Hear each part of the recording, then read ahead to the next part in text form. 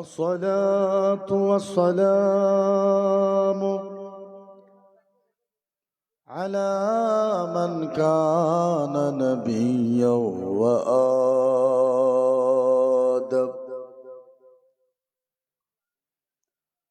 وآدم بين الماء والدين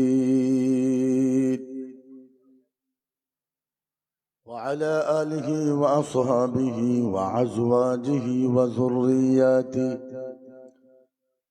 وأهل بيته وأولياء أمته وعلماء أهل سنته أجمعين. أما بعد، فأعوذ بالله من الشيطان الرجيم. بسم الله الرحمن الرحيم. فليعبدوا رب هذا البيت ثم بسم الله الرحمن الرحيم.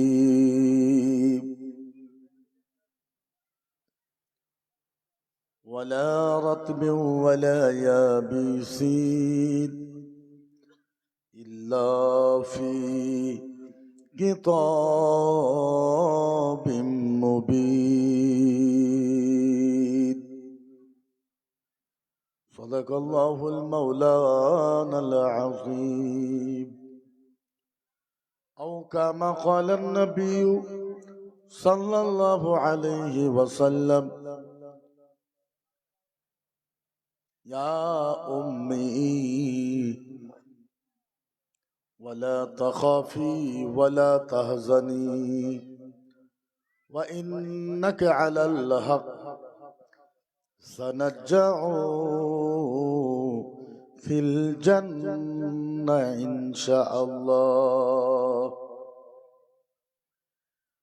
أو كما قال النبي صلى الله عليه وسلم: يا أبي ألست ربنا الأعلى الذي رب لنا الذي ربي الذي ربك الذي رب العالمين. أو كما قال النبي صلى الله عليه وسلم: ويبقي ويقول: يا جبرائيل أين أمتي؟ أو كما قال النبي صلى الله عليه وسلم: يا حبيبي قسمت القيامة قسمين أنت تقول أمتي أنا أقول رحمة. أما بعد, উপস্থিত আজকের এই পবিত্র মাহফিলের সম্মানিত সভাপতি সাহেব, উপস্থিত এই জলসার মুখ্য অতিথি হযরত হাফিজ ও কারি হবিবুর রহমান বুলবুলি সাহেব, উপস্থিত আমার আগে বক্তব্য রাখা আমাদের দুইজন হজর, স্টেজে বসা মুকদ্দাস মুআজ্জাজ উলামায়ে কেরাম, হুফাজে কেরাম, কুররায়ে কেরাম, আমার সাথে আসা উলামা সাথীগণ, অতি সরদার রাইস, পর্দার বাইরে থাকা মা বোন সকল, আমি আবার আপনাদের সকলকে সালাম জানাই। আসসালামু আলাইকুম ওয়া রাহমাতুল্লাহি ওয়া বারাকাতুহু। আমরা সর্বপ্রথম আল্লাহর কাছে দোয়া করি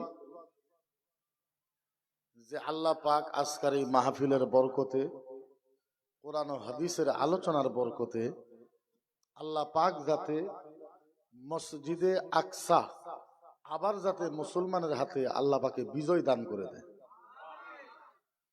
তার সাথে আমরা আল্লাহর কাছে দোয়া করব, আল্লাহ আপনি যেইভাবে বদরের ময়দানে আল্লাহ তোমার রহমতের ফেরেশতা দিয়ে তুমি সহায় করেছিলে, আল্লাহ ফিলিস্তিনের মুসলমানকে আল্লাহ তুমি রহমতের ফেরেশতা দিয়ে ফিলিস্তিনের মুসলমানকে আল্লাহ তুমি সহায় করো, আল্লাহ তুমি হিফাজত দান করো মাহবুব।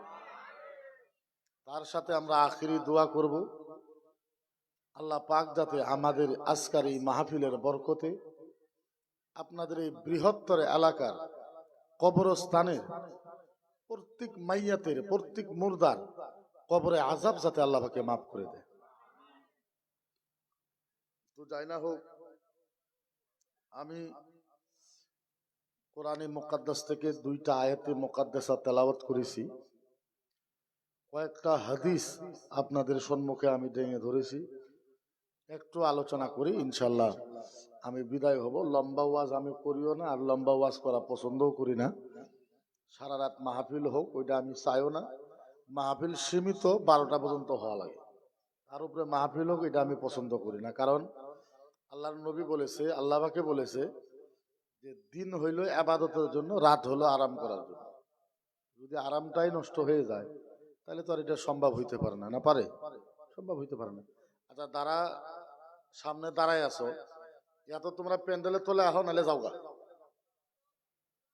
যারা গেটে আছো, আপনারা যদি ওয়াজ শুনেন প্যান্ডেলে আসেন, আর যদি না আসেন লগালগ যান গাউন থেকে। গেটের সামনে একজনও দাঁড়ায় থাকতে পারবে না। এই ছেলেরা, প্যান্ডেলের সামনে কি করো তোমরা? একজনও থাকতে পারবে না ওখানে। এত সভাতে বসে, নাহলে যাও আড্ডা মারো, যাও বাইরে যাও।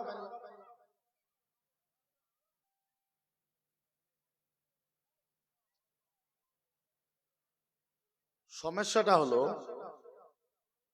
মানুষে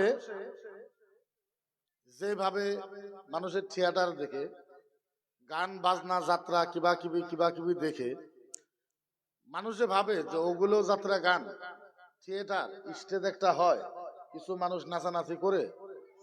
সবার প্যান্ডেলটাও তো তাই, একটা স্টেজ হয়, বাকি কিছু মানুষ নাচানাচি করে। সবচেয়ে তাজ্জুব আচরিত লাগে, আপনি চিন্তা করবেন, আপনাদের এই জায়গা যদি জুবিন গার্গ আহে, জুবিন গার্গ চিনেন না?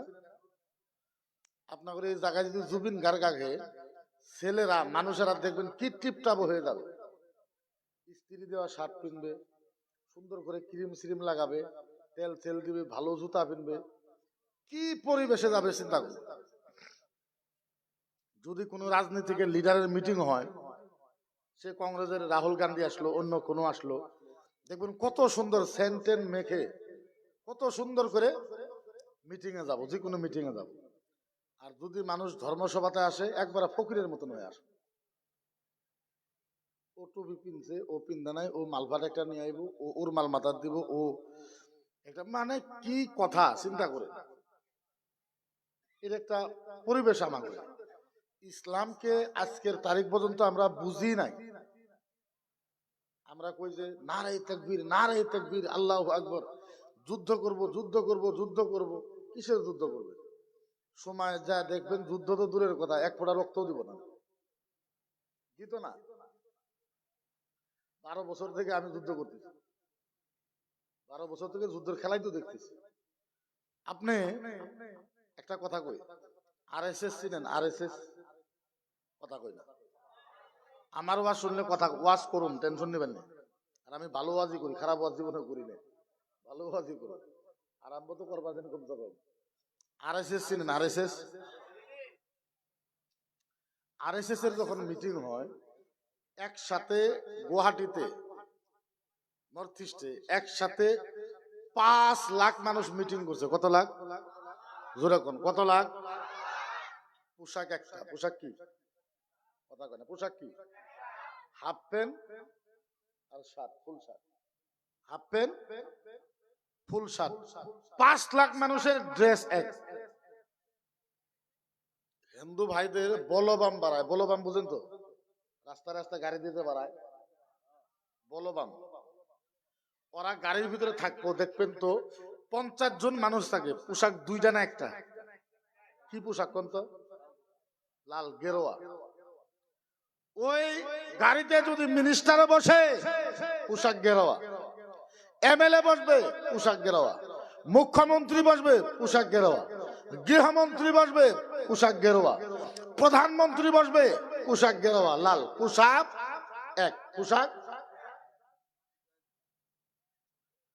আসামি ভাইয়েরা ওরা বৃহস্পতিবার করে মন্দিরে ওরা কিবা তিথি পালন করে, বামুনেরা আপনারা দেখবেন যদি 200 মানুষ হয় পোশাক একজন, একটা করে গুঞ্জি, সাদা গুঞ্জি, সাদা ধুতি, শরীরের ভিতরে দিয়ে একটা তাগি, দেখেন নাই? পোশাক 2টা না 3টে? কথা কয় না, কয়টা? ওই কোন আপনার চাই দেন তো আজকের পোশাক পুতুল মিল থাকা লাগবো না, কথা কয় না, মিল থাকা লাগবো না। মিল আছে আমাদের, ইতিহাদ আছে আমাদের, নাই জিরো বাটা জিরো। তারপরেও কইতেছি আমরা জিহাদ করবো, এটা হলো চাপার বাজ। কথাটা বুঝছেন না? আমি তো কই বিশেষ করে আসামের মুসলমান একঠনও করো, আর আমেরিকার মানুষ একঠনও করো। আমেরিকার মানুষ মিয়া মুসলমানের চাপার থেকে হারবো ফাইনাল। আমেরিকা বরঞ্চ খুব স্মার্ট দেশ, কিন্তু আসামের আমাদের মিয়া মুসলমানের চাপার সাথে ওরা পারবো না। আমরা বাকি কিছু করবার পারি বা না পারি, আমরা চাপাটা করা হবে, এটা ফাইনাল। চাপা দিয়েই তো আর সবকিছু হয় না, চাপা দিয়ে সবকিছু হয়। এ ভাই মুসলমান, ইসলাম, কোরআন পাইছি, নবী পাইছি, নবী পাইছি তো পাইছি কোন নবী একবার চিন্তা করে দেখেন তো। উম্মত হইছি তো হইছি কোন নবীর উম্মত। কোরআন পাইছি তো পাইছি কেমনে, আপনি একবার আলোচনা করেই দেখেন। কে বুঝাবো আপনার এখন, কে বুঝাবো আপনার? বুঝাবার পারা ক্ষমতা কার আছে পৃথিবীতে? আজকে এই জায়গাতে ধর্মসভা, এই জায়গাতে কি কথা কয় না, ধর্মসভা। আল্লাহর নবী কি বলেছে শুনেন তো হাদিসে? নবী বলেছে মাউলুদুন নবী সাল্লাল্লাহু তাআলা আলাইহি সাল্লাম বারাদাহু আলা। আচ্ছা ইবারত করি না, আমি আপনাদেরকে মফহুম বুঝাই। আল্লাহর নবী সাল্লাল্লাহু তাআলা আলাইহি সাল্লাম বলেছে যেই গ্রামে ধর্মসভা হবে, কোরআন ও হাদিসের আলোচনা হবে, মুফতি, মুহাদ্দিস, মুফাসসির, আলেম, হাফেজ, কারি কোরআন ও হাদিসের আলোচনা করব। আল্লাহর নবী বলেছে যেই গ্রামে ধর্মসভা হবে ওই গ্রামের ওই ধর্মসভার ডান দিকে 1 কিলোমিটার, বাও দিকে 1 কিলোমিটার, ইয়ামনা ওয়াল ইয়াসরা, ইয়ামনা ডানে 1 কিলোমিটার, ইয়াসরা বাই 1 কিলোমিটার, মাগরিব 1 কিলোমিটার, সামনে 1 কিলোমিটার। কয় কিলোমিটার হইল? কত হইল? নবী বলেছে যেই গ্রামে সভা হয় ওই সবার থেকে নিয়ে ডানে 1, বামে 1, পূবে 1, পশ্চিমে 1, এই 4 কিলোমিটার পর্যন্ত যত কবরস্থান থাকবো কমসে কম ওই ধর্মসভার খাতিরে 1 বছরের কবর আযাব মাফ করে। আসতে কোন মানুষ শুনবো বাড়ি থেকে? কত বছরে? কত বছরে? কত বছরে? আপনি কল্পনাও করতে পারেন, কল্পনাও করতে পারেন ধর্মসভা এই জায়গায়, কোরআন হাদিসের আলোচনা এই জায়গায়, 4 গ্রামের 1 বছরের কবর আযাব মাফ। আপনি চিন্তা করেন আমরা কি, এই আমরা তো একটা জিনিস, নবী মুহাম্মদ রাসূলুল্লাহর উম্মত, আমরা যে কি জিনিস আজ পর্যন্ত আমরাই আমাদের চিনলাম না, আমরা কেমন জিনিস। আল্লাহর নবী সাল্লাল্লাহু তাআলা আলাইহি সাল্লাম বলেছেন ওয়াল হুজ্জা ওয়াজ জাবারি লিকানা আলাইহিল উম্মাহ। আল্লাহর নবী বলেছে পৃথিবীর ভিতরে এমন কোন লোহা নাই, আল্লাহর নবী বলেছে পৃথিবীর ভিতরে এমন কোন লোহা নাই, এমন কোন পাথর নাই, এমন কোন গুলি নাই যে একটা মুসলমান যদি ইচ্ছা করে ওর শরীরে ফুটাইতে পারবে। বললেন না?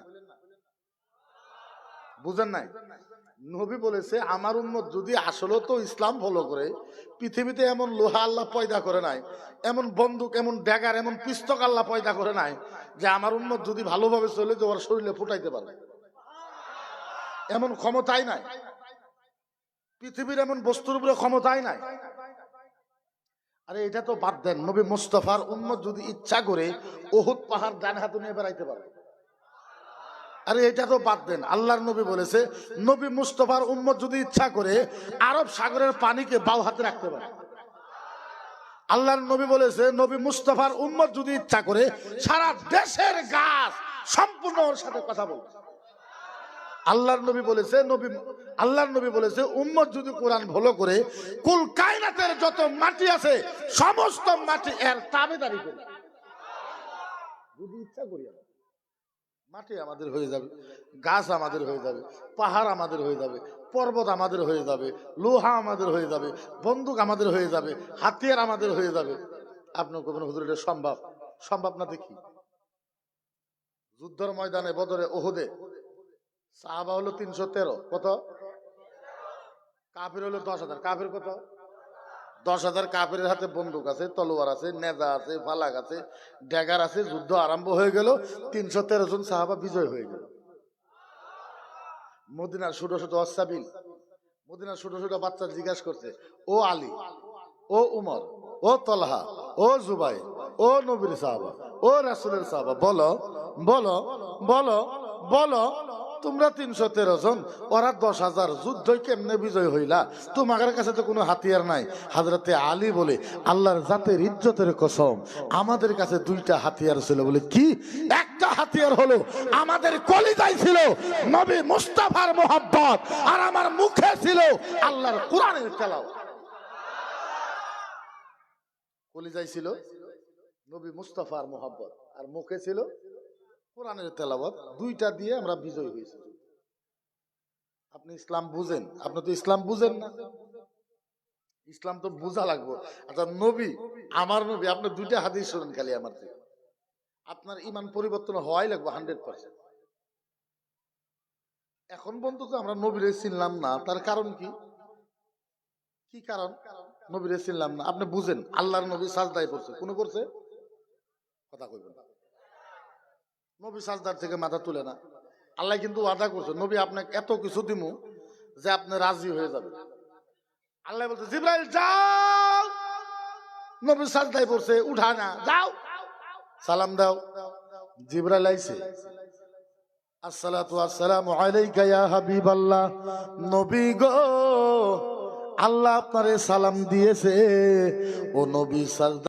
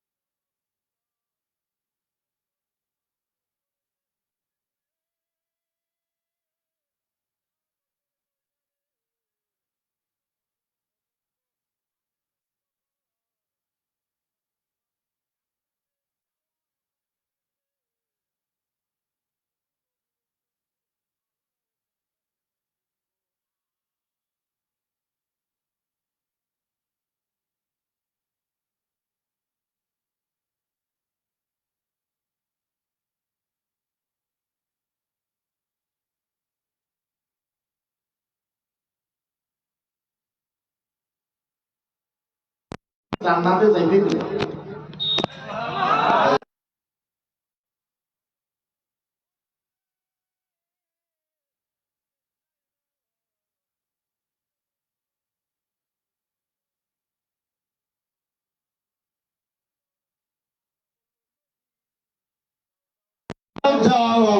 আমি আল্লাহ ঘোষণা করে দিলাম তোমার উম্মতের আগে আল্লাহর জান্নাতে কেউ যাইতে পারবে না। নবী গো, তুমি যদি তোমার উম্মতকে এত ভালোবাসো, আমি আল্লাহ ঘোষণা করে দিলাম ও মুস্তাফা নবী যাও, আমি আল্লাহ বলে দিলাম কুনতুম খায়রা উম্মাতিন উখরিজাত লিন-নাস, তোমার উম্মতকে কিয়ামত পর্যন্ত আমি আল্লাহ সব নবীর থেকে মর্যাদা বাড়ায় দিলাম। নবী যাও, কুনতুম খায়রা উম্মাতিন উখরিজাত লিন-নাস, যাও তুমি একটা চাইলা, আরেকটা আমি আল্লাহ অফার দিলাম। আল্লাহ নবী সাজদা থেকে মাথা ওয়ারত তুলে আপনি বলেন, এই যে নবী আমরা পাইছি, এই নবীকে চিনার আমাদের দরকার আছে না? কথা কয় না? আহারে কেমনে করে বুঝায়। আরেকটা হাদিস পড়ি, মুসলিম শরীফ, তিরমিজি শরীফের হাদিস। হাদিসটা হলো এই ধরনের, ইয়াউমাল কিয়ামাহ ফারাসাতা, আল্লাহর নবীর হাদিস। আহারে কেমন করে বোঝায়, কিয়ামতের ময়দানে জান্নাতীকে জান্নাতি সিল মারা হবে, জাহান্নামীকে জাহান্নামী সিল মারা হবে। আচ্ছা বলেন, সুপ্রিম কোর্ট যদি একটা রায় দেয়, এটা সুপ্রিম কোর্ট রায় দিয়েছে বাবরি মসজিদ এখন মন্দির, সুপ্রিম কোর্ট রায় দিলে এরপরে আর কিছু থাকে? কিছু থাকে? এবার আল্লাহ জাহান্নামীকে জাহান্নামী সিল মারছে, জান্নাতীকে জান্নাতি সিল মেরে দিয়েছে। ফাইনাল হয়েছে না? এবার যারা জান্নাতওয়ালা ওরা টপ করে জান্নাতে চলে যায়। এবার ফেরেশতা জাহান্নামের যায় বুক ধরেছে, চল জাহান্নামে। আল্লাহ করো করো করো করো করো, এই ফেরেশতারা কারা? ফেরেশতাকে আল্লাহ জানেন না, বলে কারা? বলে আল্লাহ জাহান্নাম, এই যে দেখেন জাহান্নামে সিল মারা হয়েছে। আল্লাহ ডাক দিয়ে বলে, ও ফেরেশতা বলো বলো এই জায়গায় কোন কোন নবীর উম্মত আছে? ফেরেশতা বলল, আল্লাহ আদম নবীর উম্মত এই জায়গায় আছে, মুসা নবীর উম্মত আছে, ইহইয়া নবীর উম্মত আছে, জাকারিয়া নবীর উম্মত আছে, ইউনূস নবীর উম্মত আছে, ইব্রাহিম নবীর উম্মত আছে, ইসহাক নবীর উম্মত আছে। ও আল্লাহ, মুহাম্মাদুর রাসূলুল্লাহর উম্মত এই জায়গায় আছে। আল্লাহ বলল, নবী গো, আল্লাহ বলল ফেরেশতা তুমি একটা কাম করো, ইব্রাহিম নবীর উম্মতকে, ইউসুফ নবীর উম্মতকে, ইয়াকুব নবীর উম্মতকে, আদম নবীর উম্মতকে, মুসা নবীর উম্মতকে, ও ফেরেশতা সব নবীর উম্মতকে এক জায়গায় করো, মুহাম্মদ নবীর উম্মতকে আলাদা সাইড করে দাও। সব নবীর উম্মতকে কি করব?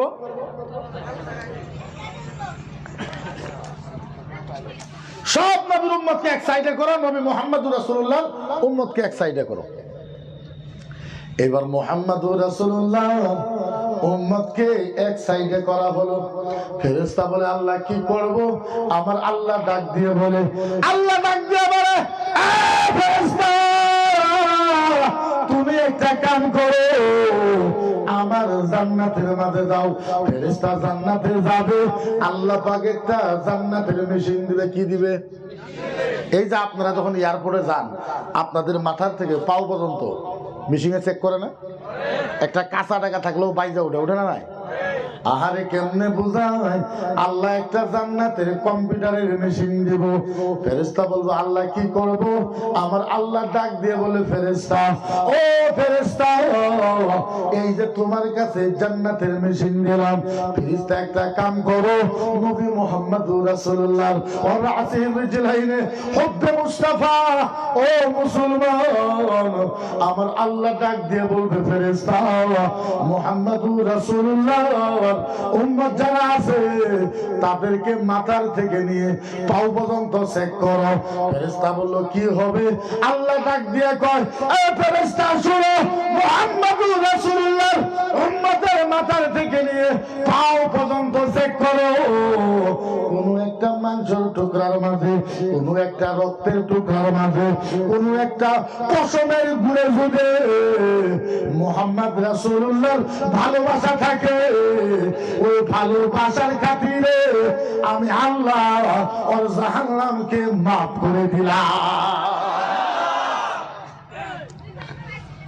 মাথার থেকে নিয়ে পাও পর্যন্ত কোন একটা মাংসের টুকরার ভিতরে যদি নবী মুহাম্মদুর রাসূলুল্লাহর ভালোবাসা থাকে, আমি ওই নবীর ভালোবাসার খাতিরে জাহান্নামের আগুন কি করলাম?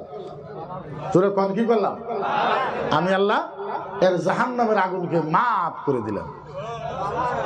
হায় হায় হায়, তাইলে বুঝেন, আহারে ইসলাম তো মানুষে বুঝে না, মানুষকে ইসলাম কেমনে করে বোঝায়? ও মুসলমান, আপনি যদি ভাবেন ইসলাম কঠিন, আপনি যদি ভাবেন ইসলাম কঠিন, আল্লাহর কসম পৃথিবীর ভিতরে 29,000 ধর্ম আছে, সমস্ত ধর্মের থেকে সহজ ধর্ম হলো ইসলাম। সহজ ধর্ম কি? আরো যেরকম সহজ ধর্ম কি? ইসলাম থেকে সহজ ধর্ম জগতের ভিতরে নাই। ইসলাম এত সহজ। আপনি কইবেন হুজুর বুঝলাম আপনার কথা, ইসলাম সহজ, আপনি কোন তো হুজুর ইসলাম কেমনে সহজ?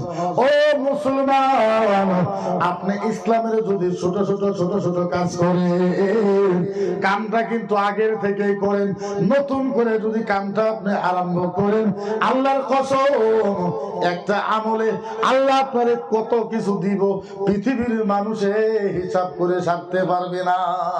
স্যাম্পল আপনাদেরকে বোঝাই, এটা কি? এটা কি? যেরকম পানির বোতল হয় না নাই?